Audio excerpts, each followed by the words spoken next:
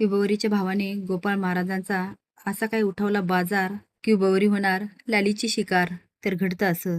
चटक लागणारी विभवरी स्वतःच आवरत असते. ती आता असं काय आवरते तिचा भाऊ विचारतो. एवढी तयार होऊन नटून थटून कुठे निघालीस? आता विभावरी जराही घाबरत नाही आणि म्हणते देव माणसाकडे. त्याला तर खूप राग येतो. तो देव माणसाकडं, तो भामटा, तो कधीपासून देव माणूस झालाय, कुठेही जायचं नाही. विभावरी म्हणते मी जाणार महाराजांकडे. तो तिचा हात पकडतो, हिंदाळीत म्हणतो तुझ्या त्या महाराजांचा असा बाजार उठवतो ना, मग जा कुठे जायचं ते. तो तिचा हात झटकतो आणि निघून जातो. विभावरी आई वडिलांकडे पळत जाते. तिचे वडील म्हणतात एवढं काय झालं? ती रडत म्हणते दादा गोपाळ महाराजांना मारायला गेला. ती आता रडत बापाच्या गळ्यात पडते. आता तिच्या वडिलांना खूप राग येतो. तो असा कसा करू शकतो? त्याला किती वेळा सांगितलं तू आमच्यापासून लांब राहा, पण ऐकायलाच तयार नाही. त्या महाराजांमुळे या पोरीचं जमतंय, पण त्याला ते कळतच नाही. मी त्याला गोपाळ महाराजांना हातही लावू देणार नाही. इकडे गोपाळ महाराजांचं नाटक सुरूच असतं. डिंपी आणि लाली त्याच्याकडे लक्ष देऊन असतात. डिंपी म्हणते वहिनी बघितलं किती पैसे, किती दागिने येत आहेत.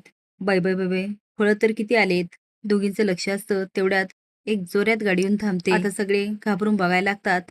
विभावरीचा भाऊ आणि काही गुंड उतरतात. आता गोपाळला कळून चुकतं की नक्कीच काहीतरी गडबड आहे. मला वाटलंच होतं हा माझ्या वाटेत येणार, पण जिवंत राहायचं होतं तर याने माझ्या वाटेत नको होतं यायला. आता याची चिता मला पेटावीच लागणार. तो आता बघून न बघायचं नाटक करतो. लाली म्हणते हा कोण आहे? डिंपी म्हणते अगं ते विभावरीचा भाऊ. मी असं ऐकलं हा लय कठीण आहे. तो आता येतो आणि म्हणतो ए टेलर, हे काय नाटक चाललंय? पण गोपाळ मात्र शांत बसलेला असतो. तो गाशा गुंडाळायचा आणि सगळं बंद करायचा. माझ्या बहिणीला परत नादाला नाही लावायचा. आता तो काही करणार. तेवढे विभावरीचे आई वडीलही येतात आणि त्याच्या नावाने विभावरीचे वडील मोठ्याने ओरडतात. पण तो वडिलांना म्हणतो तुम्ही शांत बसायचा. विभावरीचे वडील म्हणतात एकदा सांगितलेलं कळत नाही का? चल घरी जा. आता मात्र देवीसिंगला खूप आनंद होत असतो आणि तो विभावरीकडे बघतो. विभावरीला भावाचा खूप राग येत असतो. आता तो तर गाडीतून निघून जातो, पण विभावरी मात्र तिथेच थांबते. लाली म्हणते हे नक्की काय चाललंय? डिंपी म्हणते वहिनी डॉक्टर जंगलामध्ये हिचीच तर पूजा घालत होते. पूजा कसली?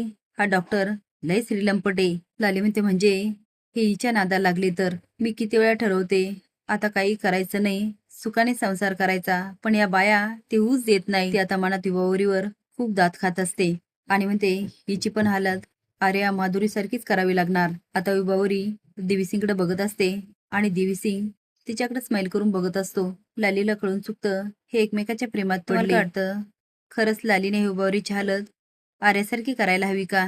हे कमेंट बॉक्समध्ये नक्की सांगा. नवीन अपडेट जाण्यासाठी लाईक आणि सबस्क्राईब करा. धन्यवाद.